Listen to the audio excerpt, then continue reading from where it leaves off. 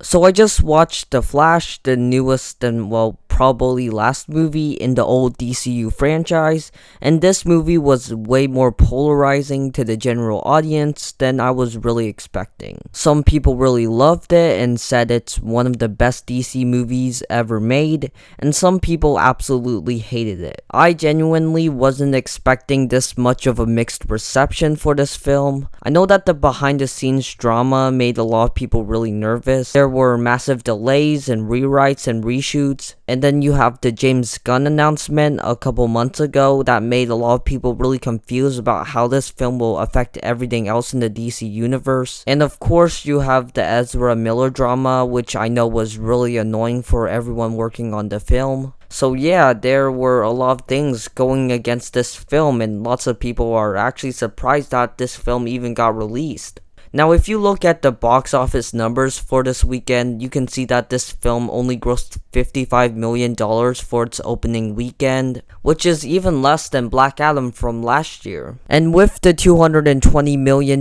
budget that it was set to have, this seems to be a really hard flop for Warner Brothers and DC. And after watching it now, I really don't think it deserved to flop at the box office. I actually thoroughly enjoyed it, and while there are some big obvious flaws with it, and I wouldn't say it's great, I still don't understand all the massive hate it's getting. Like, people are saying that it's completely terrible and it has nothing to offer, which I don't understand. This will be a spoiler-free review until the very end, where I'll give you a spoiler warning. Now, if I'm being honest, I am not a huge DC fan, especially for their movies.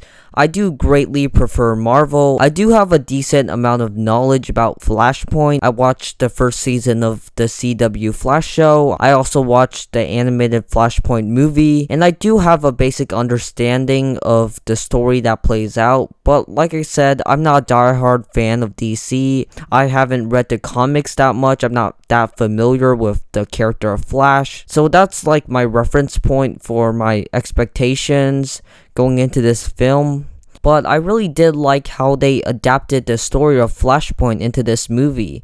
The way they changed it to fit into this universe and all of these different characters. I also feel like there was a decent amount of heart that went into the emotional core of this film, with Barry traveling back in time to try to save his mom and to undo the events of what happened that day, and I think they executed that well. There are some pretty emotional moments with Barry and his mom. Barry actually has a good arc. Despite everything Ezra Miller has been doing behind the scenes, he actually has a solid performance in this movie. I liked Barry's interaction with the younger version of himself, and how he needs to be in a more mature and serious role than in the other movies, since he is the lead. He is still funny, but he also has his own journey and arc. They develop his character very nicely, and I'm glad he has his own movie to shine. Ben Affleck and Michael Keaton also steal all the scenes that they are in.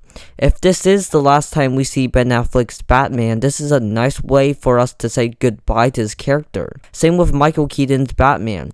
It's nice to see him play this role after over 20 years, despite me not having any nostalgia for his movies. And again, if it is the last time we see him in the costume, it's a great way to go out. I'm glad he doesn't take up too much screen time and we can really focus on Barry. Michael Keaton's Batman doesn't really show up until an hour into the film. I also really like this iteration of Supergirl. I honestly wish she had more to do in the film, since the idea of her backstory was really interesting. The acting was great, and just there was so much potential with her. I wish that they could have developed her motivation more for fighting with Barry to stop Zod. I hope that this isn't the last time we see this version of Supergirl. Now, as for the humor, I thought that it was mostly funny, but there are a handful of jokes that were just like, why? I did think they overdid and stuffed in too much humor, especially with the character of young Barry, but again, there are still some solid jokes, and also there are some surprisingly dark moments, especially in the back half of the film. I found the pacing to be decent enough. I mean, there are some slow moments and some rushed plot lines, but the story had a good enough pace to it. Now I have to talk about the thing that everyone is hating on, which is of course the CGI. And yeah, the CGI looks pretty bad, and I really don't understand why. It's not like the movie was rushed or anything. There were like hundreds of delays, so you would think that they would try to polish the visuals at least, but I guess not. Most of the CGI looks fake and unrendered and goofy. Like, the idea of how they presented the Speed Force in time travel, I thought that was pretty cool, but the unfinished and plastic visuals just made it look so stupid. This had like a $220 million budget. Why couldn't they have just spent time getting some good effects? Also, another big problem I have with this film is the last act in the final battle. Like, it had some fun moments, but like you see in the trailer, it's just a generic ugly superhero battle in a random wasteland. That part kinda lost me a little since it's not very interesting, and the ending was a bit underwhelming, which I'll talk about more in the spoiler section. Like Supergirl, I thought that Zod was very underutilized and forgettable. I have some other issues, but let's just get into the spoiler section, so skip to this timestamp if you don't want to be spoiled. So first of all, let's talk about the cameos. First off, Gal Gadot returning as Wonder Woman and Jason Momoa returning as Aquaman was kinda cool. If this is the last time we are seeing this iteration of Wonder Woman, that was a nice moment to send her off on. And the lasso of truth joke was mildly funny. Nicolas Cage appearing as Superman was really fun, though you could tell that it was like CGI and it didn't look too good. Christopher Reeve's Superman along with Supergirl also had a cool cameo. There was a lot of mixed reception with that, since people are saying that it's disrespectful to Christopher Reeves since he had already passed away, and I can see why you would be mad at that, but it was only like a few seconds. He didn't like have a line or anything, so I wasn't incredibly bothered by it, though again, the CGI sucked. The whole time travel Coliseum thing that Barry uses to travel back in time is a cool idea, since we do specifically see what point of time Barry is traveling to, but like I said, the CGI looks so fake. Also, while we're in spoilers, I also want to talk about Dark Flash, or the future version of young Barry. I feel like that twist was good on paper, but it wasn't executed very well, and it felt rushed, undeveloped, and wasted. I just thought he was introduced way too late and he was defeated way too fast. Also, people are saying that it was dumb to make Barry have that whole character arc about leaving everything in the past, and he also has that emotional moment where he says goodbye to his mom, and then he immediately changes the row of where the tomato cans are so his dad can be proven innocent. And I kind of get why people are saying that contradicts his entire arc, but it didn't bother me as much. The last thing I'll touch on is George Clooney's cameo at the end of the movie. Like, when I first heard the voice on Barry's phone, I knew it wasn't going to be Ben Affleck, but George Clooney coming out of that car was really surprising. I was not expecting that.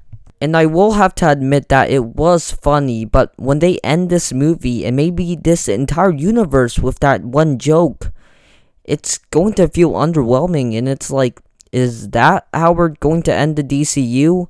I wish that they could have ended it with a more serious and triumphant note. This movie has a lot of plot holes and things that don't really make sense. I left the theater with a lot of unanswered questions, and I was a bit disappointed and underwhelmed. All the buzz from test screenings and first previews made me really excited for this film, and it wasn't as good as I was hoping for. It's not one of the best comic book movies ever made. It has a lot of obvious flaws, especially with the CGI, but I did have fun with it. I was entertained for the majority of the runtime. The main performances were solid. Ezra Miller does a good job. Michael Keaton's Batman and also Supergirl steal every scene that they are in. There's some emotional moments, and I liked Barry's journey throughout the film. There was also some cool fight scenes and some funny jokes. The story and pacing was decent enough, and there were some really cool surprises that I wasn't expecting. If this is the final film in the old DCU franchise, I would say that this is a solid way to go out. It's not anything amazing, but I would recommend it if you are a DC fan. And I also really don't think this movie deserves to flop.